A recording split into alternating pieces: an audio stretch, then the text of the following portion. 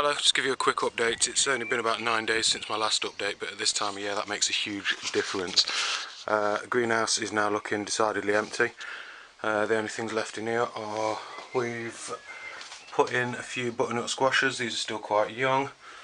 Got a few more tomatoes left over, some Melba melons at the back here, which I thought I'd give a go. These are the Black Beauty aubergines, which seems to be doing quite well. Got another selection, got some is that sweet basil and some other herbs and everything there, and a lupin stuck in the middle. These peppers here are a bit leggy now. These ones are cayenne. Should I nip the tops out? Don't know. Give it a go. Calendula probably ready to go out. A few more herbs there, which you can probably recognise from the leaves. The beans are all starting to push through now. Radicchio, and a few other seeds that we've put in, a few runner beans here. These are my California Wonder sweet peppers. They seem to be doing alright. They've just started to develop a little flower bud in there as well, so I'm quite happy with how they're coming on. And that's pretty much it in the greenhouse. I've got a few spare tomatoes down here, and I've got me cucumbers as well. And these ones, I've put this bit of mesh up. I thought I'd see if they'll climb up there, see how they get on. There's actually a few fruits in there as well, just starting to develop. Don't know whether to take them off because it's still quite early. The rest of the plot, obviously, I think the last time you saw it, if you did, most of the potatoes were just recovering from frost damage or just starting to poke up. These have all been earthed up now and they seem to be doing quite well. They've bounced back pretty well, as has the mare's tail, but different subject. Inside the second greenhouse, tomato greenhouse, everything seems to be dealing alright with being moved. Bit of curl on the leaves, just here, but don't know, a bit of underwater in it. Has been very hot as well. The other two cucumber plants as well, I've put them at the back there. I'm yet to train those or do anything with them. And then the rest of the tomato plants are coming on nicely. As you can see, the marigolds are fattening up as well, so that'll be nice. What we've got, main crops here have all been earthed up. And tried to earth up those the other day, didn't really work. First earlies are actually at the minute smaller than the main crops, just because they got pulled back quite a long way. Need to come down and thin out this bed as well. This is parsnips, carrots, beetroot, and the radishes at the far end there seem to be doing alright. Again, there's a line of parsnips in here somewhere, so I have to try and dig them out amongst all the weeds. The turnips have gone out. These are seem to be doing alright. I put them in one of these cloches, got it from B&M, so that seems to have done the trick lovely. Sweet corn's out as well. Got two different sowings here. I've got the first one, which are doing quite well. They're probably up to about 18 inch tall, and then exactly the same Incredible F1. They're just slightly younger plants. Leeks are still in pots here. I haven't quite got around to doing that. Now, you see a lot with brassicas. I mean, I'm completely new to all of this, but brassicas are something that I think every gardener wants to grow, and some find it difficult. Obviously cabbages, broccoli, things like that. I have, because I planted them all out, I put nets over it. I've seen comments on my last video about pigeons. I've seen other people comment about pigeons, but I never realised just how big the scourge was. So I think I've lost probably the majority of these just through pigeon damage. You can see a lot of them are chewed up. So they are netted out. Me kale was completely untouched. I thought that was alright, because I'd seen a comment about them not liking kale, but they've obviously developed a taste for it, the little feathery buggers. And again here, these have all been well and truly chomped through. I've tried to seal all the gaps in the mesh as much as I can, because they're obviously, you know, managing to get their way through. Brussels sprouts at the end here as well. These they've had a good nibble out of those. All the growth heads are still in place, so I'm hoping that will recover quite nicely from all of this.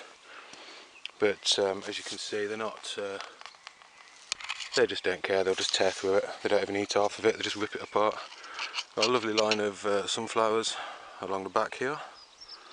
That's my hashtag sunflower challenge. I've got a mixture of American giants and just giant sunflowers there, so we'll see how they get on. They've not long been put out. The first set of leaves are looking a bit droopy. We have had a bit of rain, but not a lot. Put some nasturtiums out here just because they were getting in the way.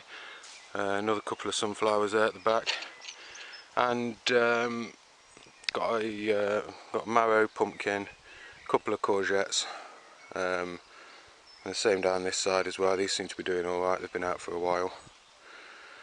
Tried to give them a fair bit of room.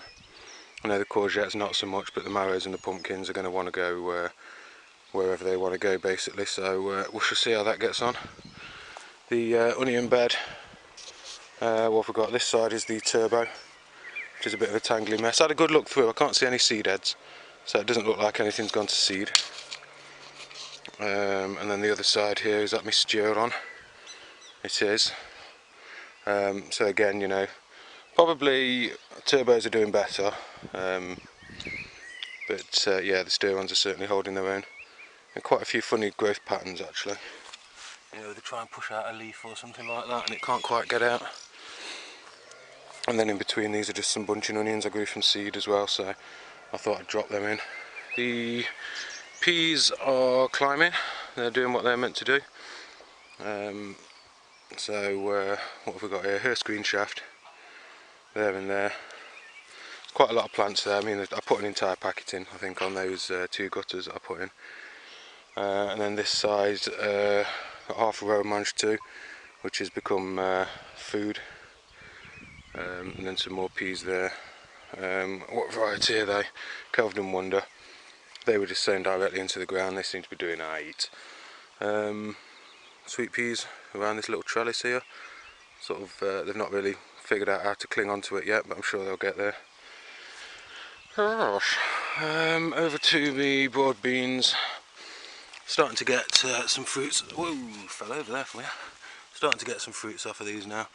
I've not harvested anything, but we'll see how they get on. They're actually these were the plants that I was really worried about.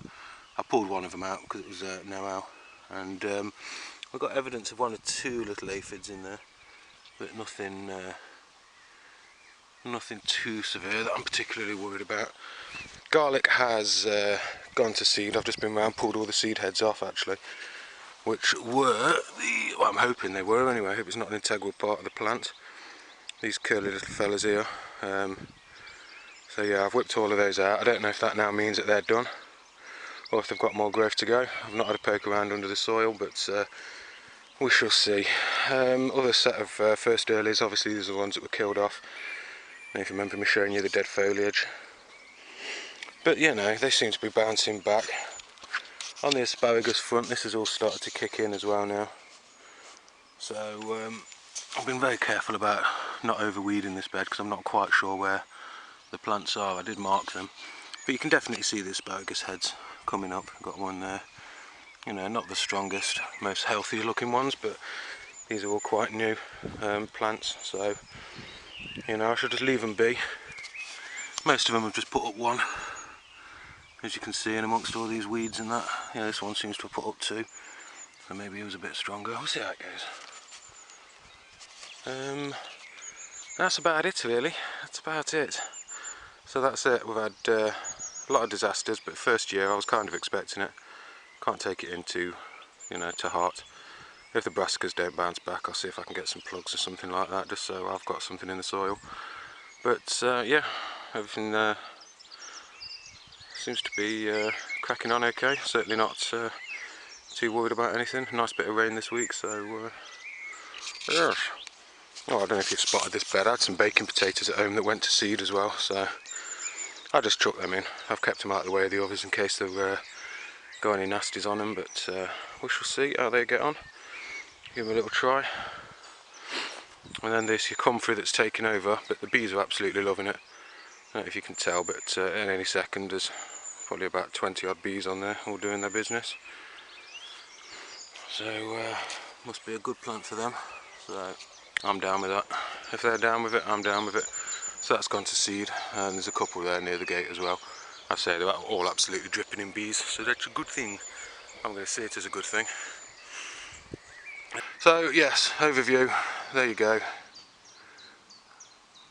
So majority of the planting out's done now, it's just keeping on top of the bugs, pests, watering, all that fun stuff. So whilst everything's in a nice controlled environment, but you're alright, but then you move it outside and it's at the mercy of everything that wants to eat it, so that's what I'm falling prey to at the minute. That's where the experience comes in, I guess. Right.